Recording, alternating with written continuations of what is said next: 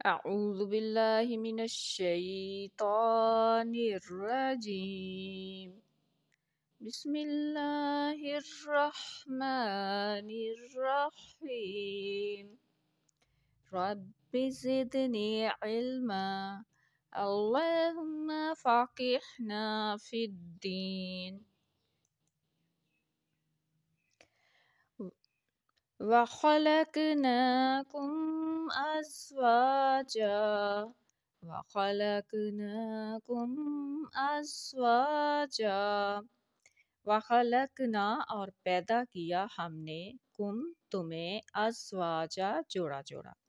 मुश्किल अल्फाज के मानी अज़वाजन अज़वाजुन ज़ौजुन की जमा है और ज़ौजुन के मानी है कुल्लु वाहिदुन मअहु आखिरु मिन जिन्सिही आखिरु मिन जिन्सिही। हर एक वो चीज़ जिसके साथ इसकी जिन्स में से एक और वजूद भी हो। हर चीज़ की किस्म सिन्फ अज़्ज़ौजा बीवी। अब इस आयत की जो तफसीर है वो पिछली आयत के साथ मिलकर आएगी। तफसीर देखते हैं। खुदा ताला फरमाता है कि ज़मीन को हमने ऐसा बनाया। पिछली आयत की तफसीर के साथ पिछली आयत को थोड़ा सा इसमें देखते हैं। खुदा ताला फरमाता है कि ज़मीन को हमने ऐसा बनाया जैसे तुम बिस्तर के तौर पर जिसे तुम बिस्तर के तौर पर इस्तेमाल करते हो। पहाड़ों को तुम्हारे लिए सहारे का मौजब बनाया और ज़मीन की हरकत मज़रा को रोकने का भी। हमने तुमको ज़ौज बनाया। ज़ौज के मानी जोड़े के होते हैं। अब इस आयत में अल्लाह ताला कह रहे हैं कि हमने तुम्हें ज़ौज बनाया और ज़ौज के मानी क्या होते हैं? जोड़े के। चनाचे नर को भी ज़ौज कहते हैं और मादा को भी। हमारे मुल्क में जिसे ज़ौजा कहते हैं, अरबी में इसे ज़ौज भी कह सकते हैं। नंबर 1 क्या है? ज़मीन को बिस्तर की तरह बनाया। इसके मतलब क्या? यानी ज़मीन में खुदा ताला ने ये काबिलियत रखी है कि तुम इसकी तरफ इसी तरह लौटते हो जैसे बिस्तर की तरफ। जब इंसानी जिस्म थक जाता है तो वो बिस्तर की तरफ जाता है आराम के लिए। इसी तरह तुम्हें कोई भी ज़रूरत होती है, किसी भी तरह की कोई तकलीफ़ होती है तो तुम ज़मीन की तरफ तवज्जो करते हो। इससे तुम्हारी सारी ज़रूरियात पूरी हो जाती हैं।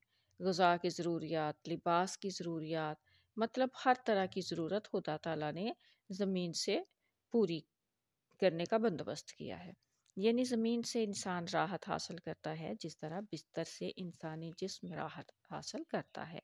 यानी ज़मीन से उसकी सारी ज़रूरियात पूरी होती हैं। अब नंबर 2 जो पिछली आयत में अल्लाह ताला ने फरमाया कि पहाड़ों के फ़ायदे। पहले अल्लाह ताला ने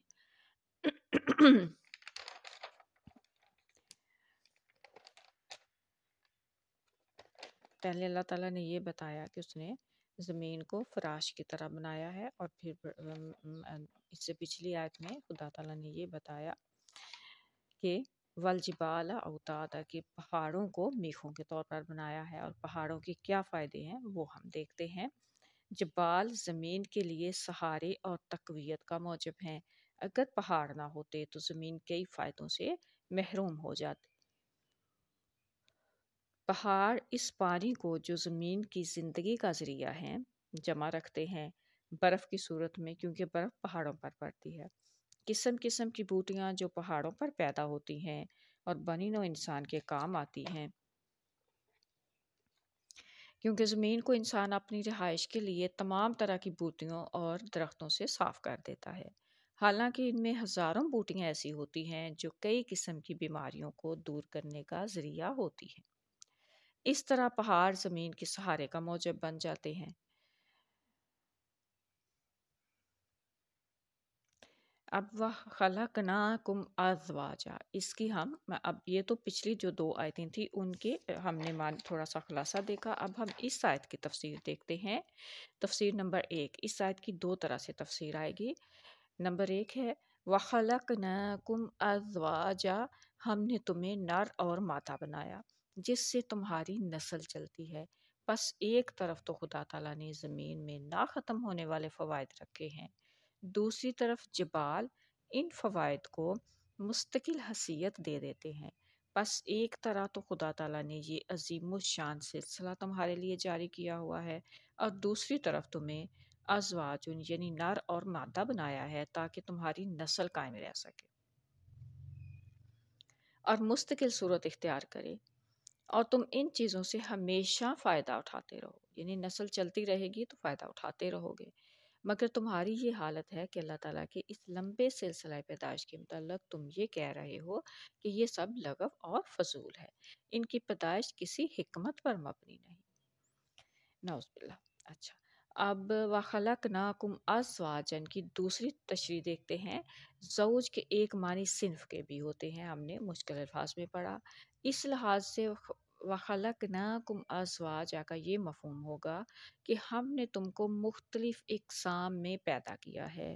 ہر انسان کی طبیعت اور مشاغل مختلف ہوتے ہیں،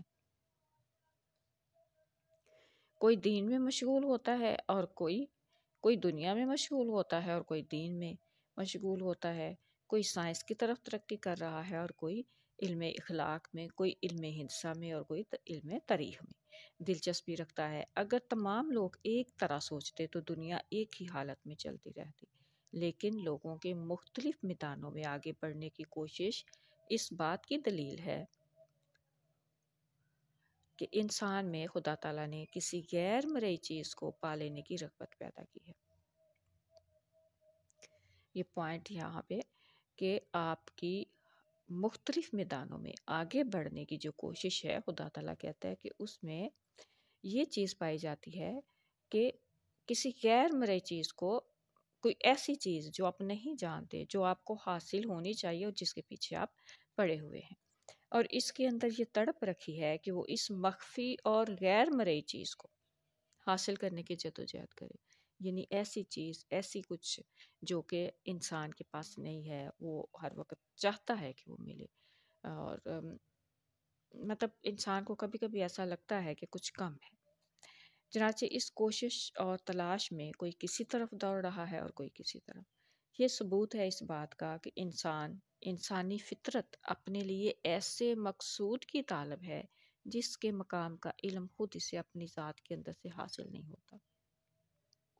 دیکھیے، انسان اپنے لیے کسی ایسے مقام کا حصول جو ہے وہ حاصل کرنا چاہتا ہے جو اسے اپنی ذات میں نہیں مل رہا، اپنے آپ میں نہیں مل رہا، اس لیے وہ اسے مختلف طریقوں سے تلاش کرنے کی کوشش کرتا ہے، اور یہ حالت چلتی چلی جاتی ہے یہاں تک کہ خدا تعالیٰ اپنا کلام نازل کر کے اس مقصد کو ظاہر کرتا ہے۔ یعنی کہ انسان کو یہاں پہ یہ بات سامنے آ رہی ہے کہ انسان کو ایک ایسے کلام کی، اپنی روح کی سکون کی، تسکین کی ایک ایسی چیز کی ضرورت ہوتی ہے، کیونکہ خدا کی، اللہ انسان کی روح خدا تعالیٰ کی روح کے ساتھ ہوتی ہے، ملی ہوئی ہے۔ اللہ تعالیٰ نے اپنی روح پھونکی تھی نا حضرت آدم علیہ السلام میں، تو وہ جو روح ہے وہ خدا کو تلاش کر رہی ہوتی ہے، تو اس خدا کو تلاش کرنے میں اس کا کلام جو ہے وہی اس کا اصل مقصد ہوتا ہے کہ اس کلام کے ذریعے وہ خدا تعالیٰ تک پہنچے۔ پھر انسان کو تسلی ملتی ہے اور وہ سمجھتا ہے کہ اس نے مقصد پا لیا ہے جس کے لیے وہ کوشش کر رہا تھا۔ گویا ایک طرف زمین اور جبال کی پیدائش اور دوسری طرف انسان کے اپنے مقصد کے حصول کے لیے کوشش اس بات کا ثبوت ہے کہ انسان کے سامنے بہت بڑا مقصد ہے۔ بس انسانی فطرت کی یہ کشمکش ایک طرف کلام الہی کی ضرورت پر دلالت کرتی ہے، دوسری طرف بس بعد الموت پر دلالت کرتی ہے۔ دیکھیے، ایک طرف انسان کی یہ کوشش جو وہ حاصل کرنے کی، جو اس کو نہیں مل رہا ہوتا اپنے اندر، اور وہ کوئی کمی محسوس کرتا ہے اور اس کمی کو پورا کرنے کے لیے مختلف طریقے استعمال کرتا ہے، مختلف طرف دوڑتا ہے، تو وہ کیا ہوتی ہے؟ خدا تعالیٰ کا کلام اور بس بعد الموت، یعنی کہ مرنے کے بعد وہ دوبارہ زندہ ہوگا۔ اور تیسری طرف کلام الہی کے نزول کے بعد اس کے غلبہ پر بھی دلالت کرتی ہے یہ بات، کیونکہ اگر کلام الہی کا غلبہ نہیں ہونا تھا تو پھر اس کے نزول کا فائدہ نہیں تھا۔ یعنی کہ قرآن پاک جو اللہ تعالیٰ نے نازل کیا، اللہ تعالیٰ نے جو وحدانیت نازل کی، اگر اس کا غلبہ دنیا میں نہیں ہونا تھا تو پھر اس کے فائدہ نہیں ہونا تھا اس کے نازل کرنے کا۔ بس یہ امر کلام الہی کے غالب آنے پر بھی دلیل کرتا ہے۔ دلالت کرتا ہے کہ قرآن نے اور غلبہ قرآن نے آنا ہی آنا ہے۔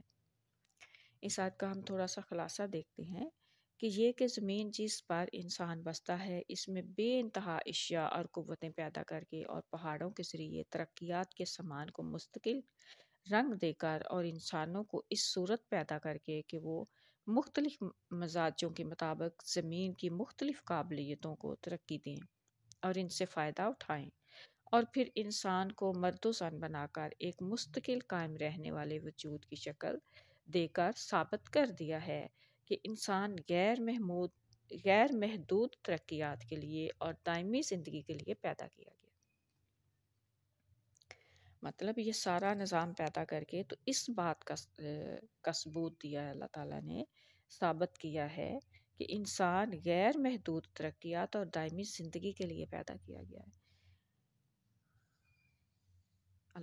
انسان کو نر مادہ پیدا کرنا، پہاڑوں کو، زمین کو فراش بنانا اور یہ ساری کچھ بنا کے اللہ تعالیٰ نے یہ ثابت کیا ہے، یہ ثبوت دیا ہے کہ انسان جو ہے وہ کسی ایسی زندگی کے لیے پیدا کیا گیا ہے جو ہمیشہ قائم رہے گی۔ اور اگر یہ بات ثابت ہے تو یہ بھی ماننا پڑے گا کہ اس دنیا میں فنا ہونے والے انسان کے لیے کسی اور دنیا میں دائمی زندگی کا سامان مہیا ہونا چاہیے،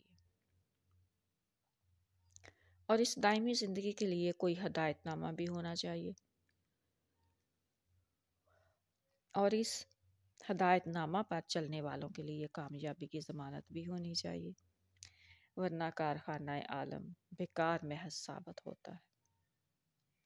اب دیکھیے اس آیت کی تفسیر میں ہم نے کیا کیا کہ پہلے ہم نے پچھلی جو 2 آیتیں تھیں ان کو دیکھا کہ اللہ تعالیٰ نے پہلے جس طرح زمین کو فراش بنایا، ہمارے لیے تمام فائدے اس میں بنا دیے، تمام ہماری ضروریات اس سے پوری کی، پہاڑوں کو بنایا اس سے ہماری ضروریات پوری کی، اور اس کے بعد انسان کو جوڑے میں پیدا کیا تاکہ وہ مسلسل اس کی نسل جو ہے وہ چلتی رہے، اور یہ ساری چیزیں پیدا کر کے خدا تعالیٰ نے اس بات کا ثبوت دیا کہ انسان جو ہے وہ ایسی زندگی کے لیے پیدا کیا گیا ہے جو ہمیشہ رہنے والی ہے، اور اگر وہ اس دنیا میں ہمیشہ نہیں تو پھر کسی اور دنیا میں وہ ہمیشہ قائم رہے گی۔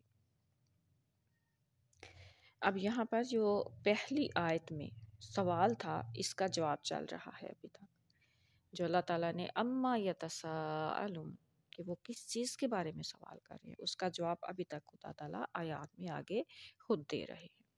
وآخر الدعوانا ان الحمد للہ رب العالمین۔